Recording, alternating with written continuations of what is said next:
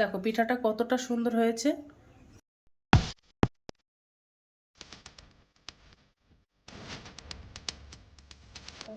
প্রথমে আমি একটা গামলা বাটি নিয়ে নিলাম। এই পিঠাটা বানানোর জন্য লাগবে আমার সুজি। মিক্সার গ্রাইন্ডারে দিয়ে গুঁড়ো করে নেব। তো আমি এই বাটির এক বাটি সুজি নিয়ে নিয়েছি। সুজিটা আমি গামলাটার মধ্যে দিয়ে দেবো। ঠিক আছে, ওর মধ্যে একটু লবণ দিয়ে দেবো, খুব সামান্য লবণ দিয়ে দেবো। ওর মধ্যে আমি উষ্ণ গরম জল দিয়ে দেবো। আর উষ্ণ গরম জল দিয়ে ভেজালে কিন্তু সুজিটা খুব সহজে ভিজে যায়। তো আমি সুজিটা 10 মিনিটের জন্য ভিজিয়ে রাখবো। এর মধ্যে আমি একটা পিঠার জন্য একটা নারকেল পুর বানিয়ে নেবো। তো উনানে আমি একটা কড়াই দিয়ে দিলাম, নারকেল কোড়া দিয়ে দেবো।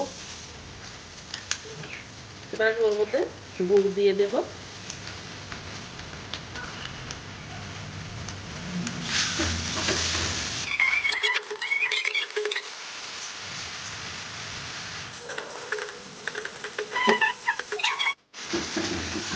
দেখো নারকেলের পুরটা আমার বানানো হয়ে গেছে।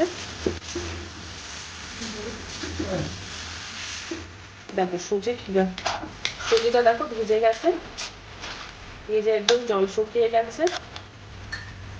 এবার ভালোভাবে একটু ফেটিয়ে নেবো। দেখো একটা মিক্সার জার নিয়ে নিয়েছি। এবার আমি সুজিটা মিক্সারে দিয়ে একটা পেস্ট বানিয়ে নেব।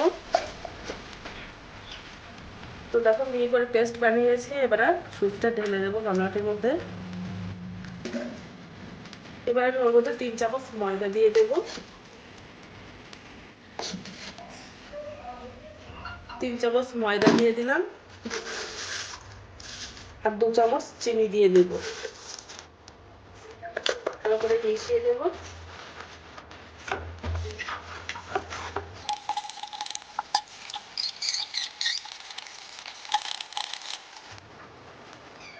এবার আমি ওর মধ্যে হাফ চামচেরও কম বেকিং পাউডার দিয়ে দেবো।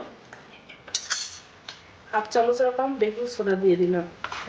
এবার নাও বড় নাও হালকা করে নিয়েছি ব্যাটারটা। এবার দেখো আমি 3টে স্টিলের বাটি নিয়ে নিয়েছি মিডিয়াম সাইজের। তো বাটিগুলোর মধ্যে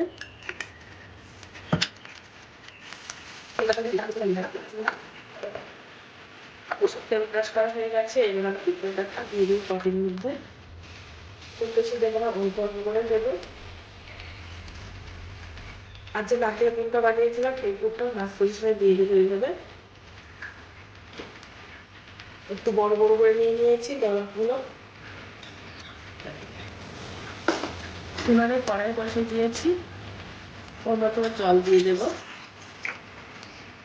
সিদ্ধ থালা বসিয়ে দেবো। এবার আমি বাটিগুলো একটা একটা করে বসিয়ে দেবো।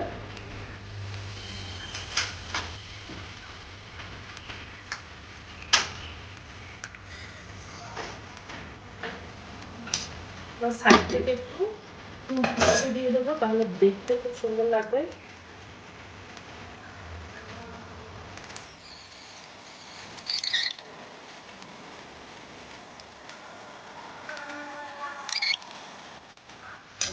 দেখো পিঠাটা বানানো হয়ে গেছে। পিঠাটা ভাপ দেওয়া হয়ে গেছে। তো কি করে বুঝবো? দেখো একটা কাঠি নিয়ে নিয়েছি। এবার আমি কাঠিটা দিয়ে কাঠিটা ফুটিয়ে দিয়েছি। দেখো এর গায়ে, কাঠির গায়ে কোনো কিছু লাগেনি, তার মানে আমার কেক। তো বাটি থেকে পিঠাটা এবার আমি একটু তুলে দেখাবো যে কেমন হয়েছে।